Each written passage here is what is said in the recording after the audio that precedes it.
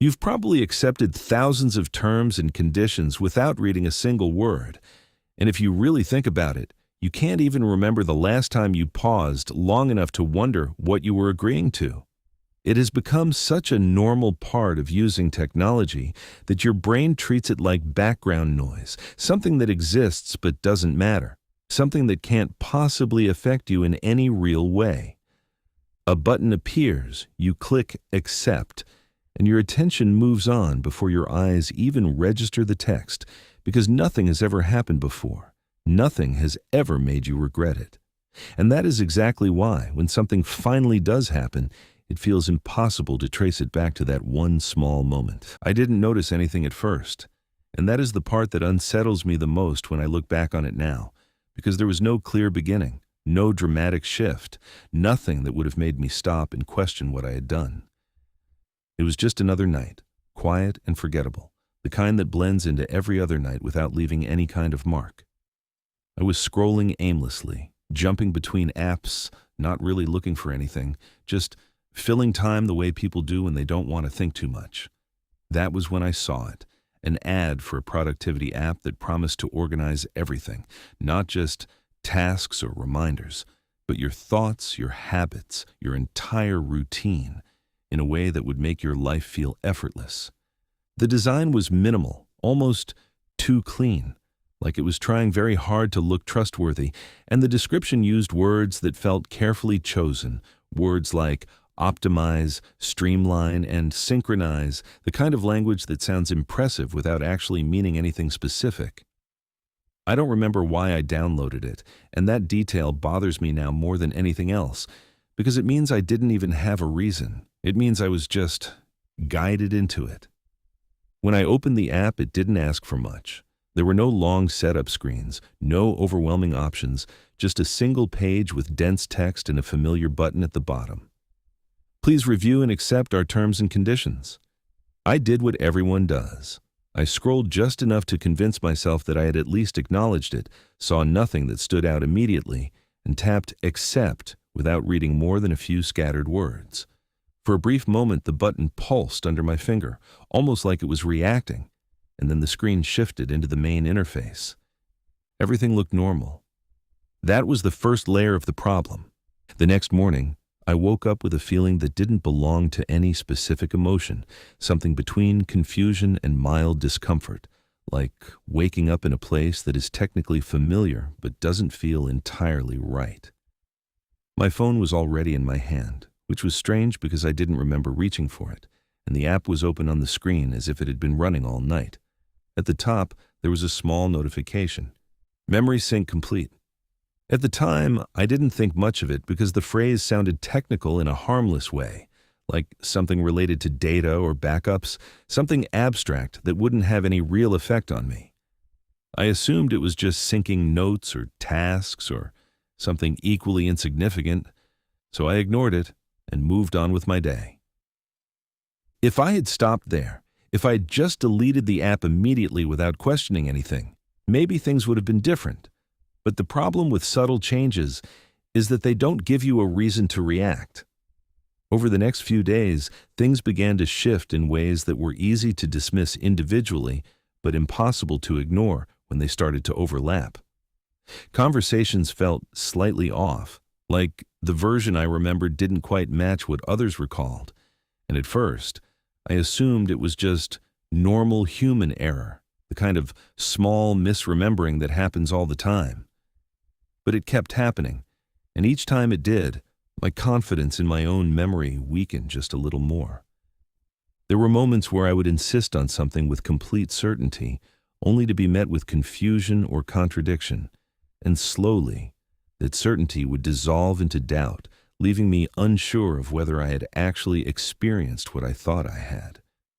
It felt like my memories were being edited after they formed, like something was going back and making small adjustments that I wasn't aware of until it was too late.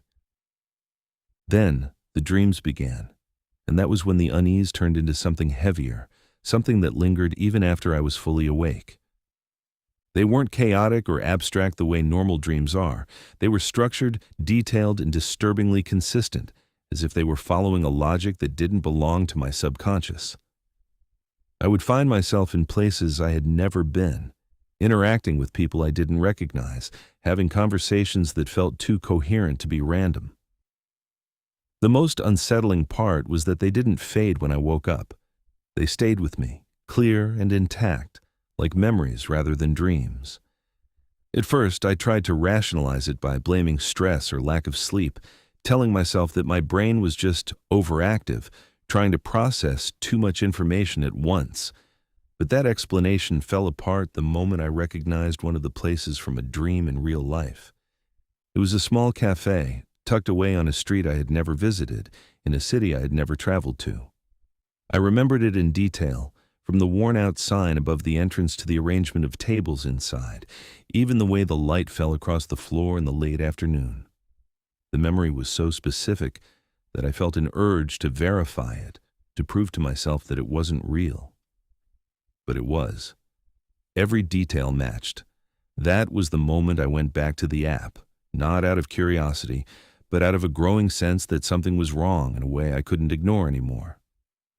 The interface hadn't changed much, but there was a new section that I hadn't seen before, something labeled Active Permissions. When I opened it, I expected to see the usual list of access requests, things like storage, notifications, maybe location data.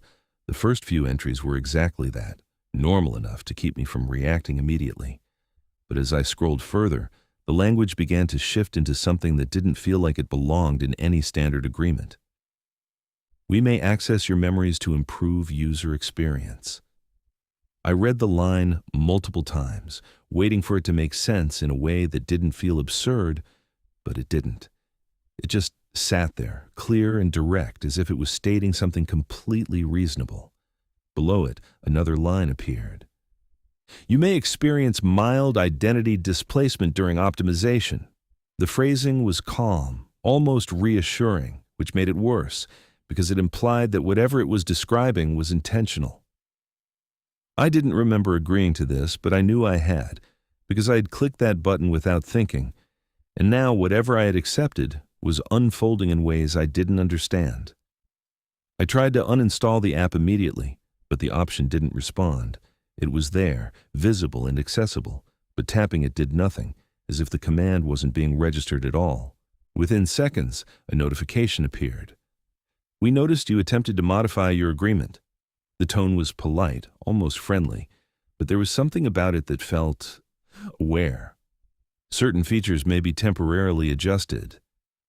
As I read that message, I felt a shift inside my mind that I couldn't explain, something subtle but undeniable, like a small piece of me had been moved slightly out of place. From that point on, things escalated. Time began to feel inconsistent, slipping in ways that didn't match my perception. Minutes would pass without any clear memory of what I had done, and the more I tried to focus, the harder it became to hold onto a continuous sense of self. It felt like I was drifting in and out of my own experience, like someone else was occasionally stepping in and taking control without leaving any trace behind.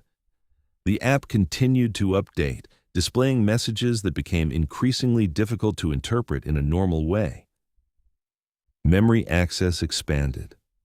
Identity stabilization in progress. User adaptation, 52% complete. Each notification felt like a confirmation that something was happening beyond my control, something that didn't require my interaction anymore. I stopped using my phone entirely, leaving it in another room, hoping that distance would somehow break whatever connection had been established. But the changes didn't stop.